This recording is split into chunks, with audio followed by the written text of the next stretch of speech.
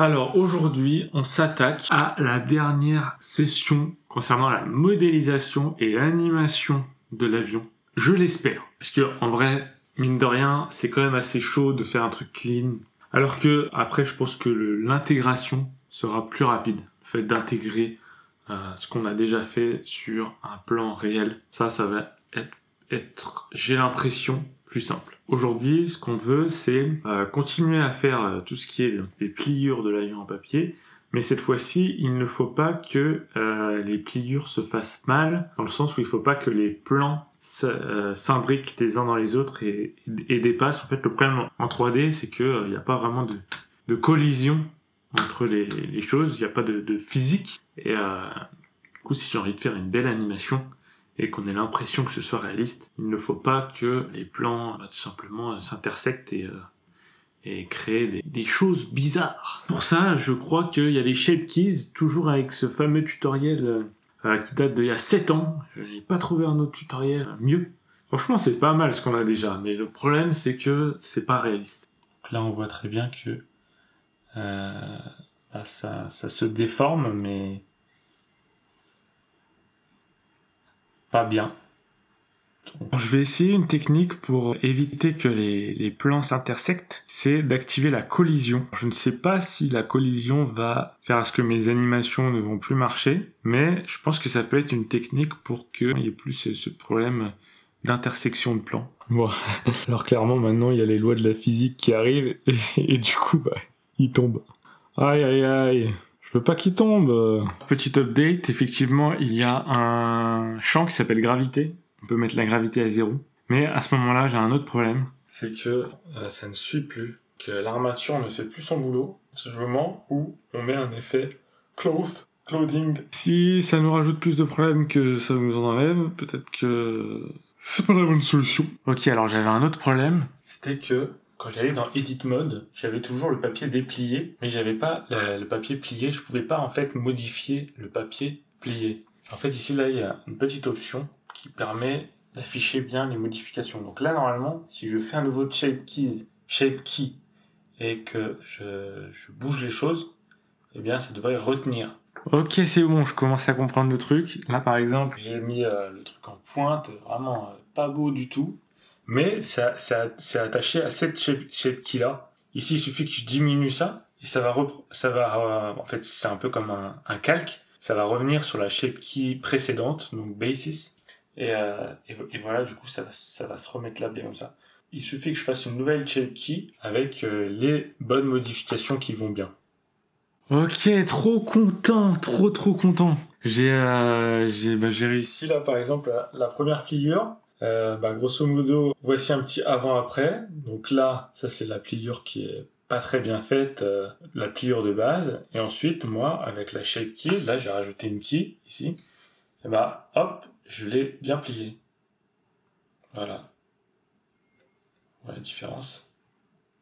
J'ai plus qu'à faire ça pour chaque pliure, et normalement à la fin j'aurai un résultat clean. Ok, alors c'est drôle, moi qui pensais avoir tout compris super rapidement, là en fait il suffit que j'avance d'une frame et que je me rende compte que ça ne s'applique pas partout, c'est pas parfait. Alors là, ok, donc là il n'y a pas la modification du shape key. Et ensuite là, hop, qu'est-ce qui se passe? Donc, la shape key, elle est bien que pendant une image. Alors là, je comprends plus rien.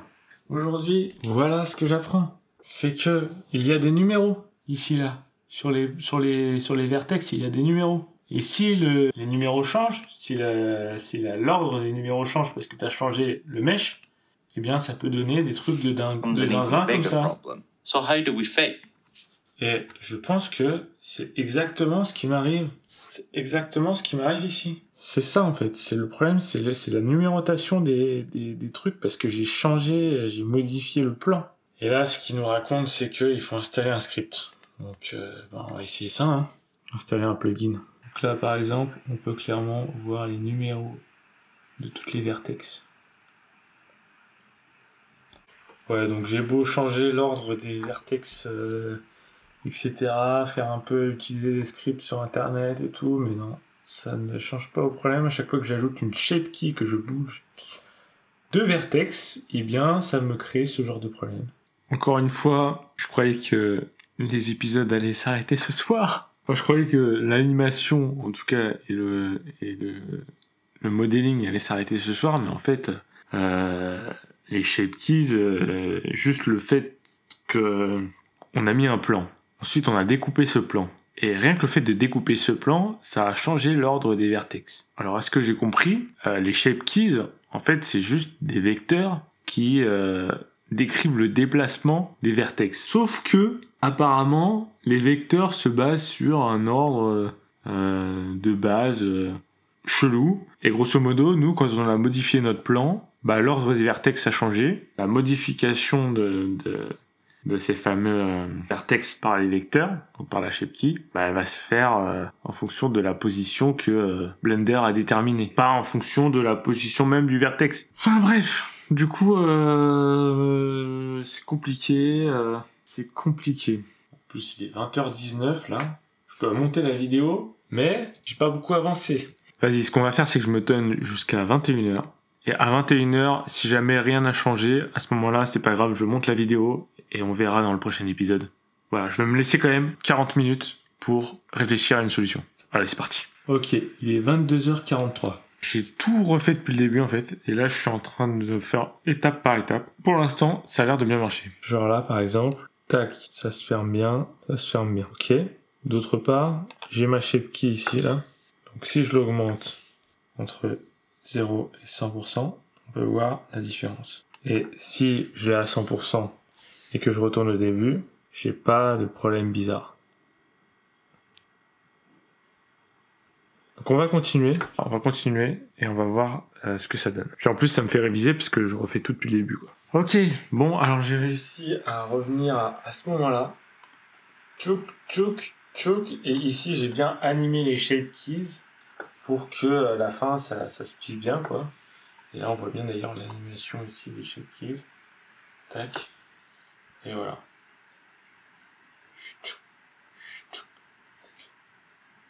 Voilà. Il est 21h, alors je dois vraiment me mettre au montage vidéo. Quoi qu'il en soit, aujourd'hui on a appris un concept important. Je suis en train de réfléchir, à part les shape keys, qu'est-ce qu'on a appris d'autre? On a appris que ça. Et encore, c'est encore super mystérieux, parce que on sait pas vraiment ce qui détermine l'ordre des vertex. Pourquoi est-ce que là, tout d'un coup, ça marche? C'est parce que ça a l'air d'être un problème plus simple. Ouais, c'est... Bref,